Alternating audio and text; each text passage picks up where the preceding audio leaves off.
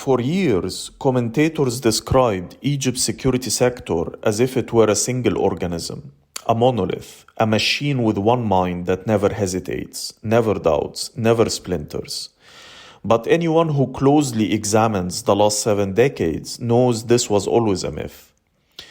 The Egyptian security apparatus was born fractured, raised on suspicion, and hardened by decades of internal tension. It only appeared unified when fear pressed its pieces together. To understand what's happening now in the shadow of the parliamentary crisis, we need to go back to 1952. When the free officers overthrew the monarchy, their greatest fear was not an uprising from below, it was a counter-coup from within. They had seized power through a conspiracy, and their first instinct was to protect themselves against a bigger one. They designed a maze, military intelligence here, interior ministry, secret police there, and a new intelligence service above them all. None of these organizations trusted one another. They spied on each other. They lied to one another. They defended their turf jealously. This was not an accident. It was the operating system of the First Republic. For decades, presidents governed by balancing these competing centers of force, by feeding one, starving another, rotating officers, and exploiting every internal tension.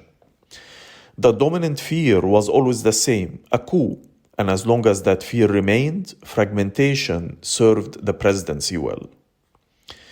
Then came 2011, and with it, a shock that rewired the entire logic of the state. The uprising revealed the truth that generations of generals refused to believe.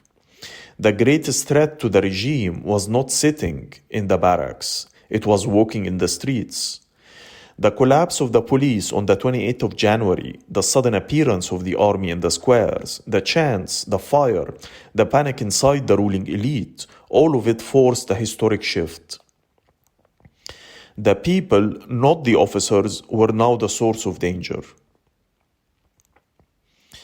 When Sisi rose to power in 2013, he understood this better than anyone when he declared the Second Republic. He did not restore the Mubarak order, he built a new one, a security system no longer structured around preventing a coup, but around preventing a revolt. And that required something unprecedented: unity. For the first time since 1952, the agencies were forced to coordinate.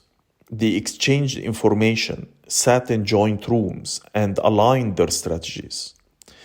The informal hub became the nerve center of this new architecture. Military intelligence, the GIS, Homeland Security, all sharing, all cooperating, all moving under one command. This centralization made the state far more brutal than it had ever been.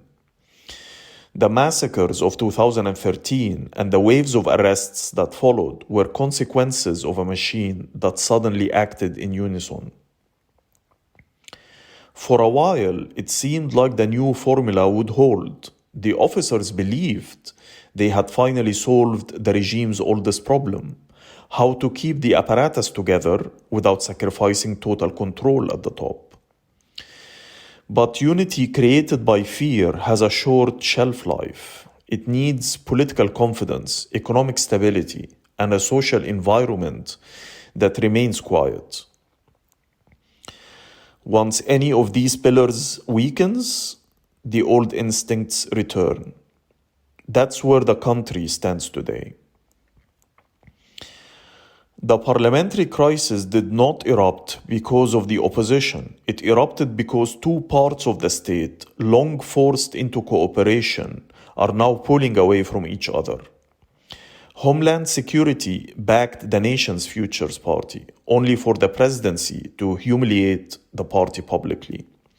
The GIS is promoting new formations, shaping the media narrative, and preparing to mold the next constitutional moment. Officers are rotating, others are retiring unexpectedly, channels owned by one agency amplify the candidates of another. These are not open battles. They are subtle shifts, quiet moves, adjustments that only become visible when placed side by side. But the message is unmistakable. The unity Sisi built after 2013 is not collapsing, but it's no longer firm. It's under strain. The old tensions are returning, slowly, carefully, almost politely. Yet these small movements at the top speak volumes about what's happening beneath the surface. And the melancholy of this moment lies in its familiarity. Egypt's modern state has spent 7 decades oscillating between fragmentation and forced cohesion. Presidents break the apparatus apart to protect themselves, then scramble to stitch it back together when crisis erupts. The pattern never truly ends, it only changes its rhythm. Sisi's project was supposed to be the final consolidation, the moment the state permanently closed ranks. But nothing remains solid when the economy is deteriorating, social anger is rising, and the political order is drained of legitimacy. Even the most disciplined apparatus develops cracks when the ground beneath it shakes. And this brings us to the quiet truth that history whispers. When the gods at the top of the mountain begin to quarrel, the world below starts to loosen. The commoners at the foot of Olympus suddenly find spaces that had long been sealed, spaces to move, to breathe, to whisper, to imagine new possibilities. Nothing visible yet, nothing loud, but when Olympus trembles, it's always the people in the valleys who sense it first. And they know that even the most fearsome gods are not as immortal as they claim.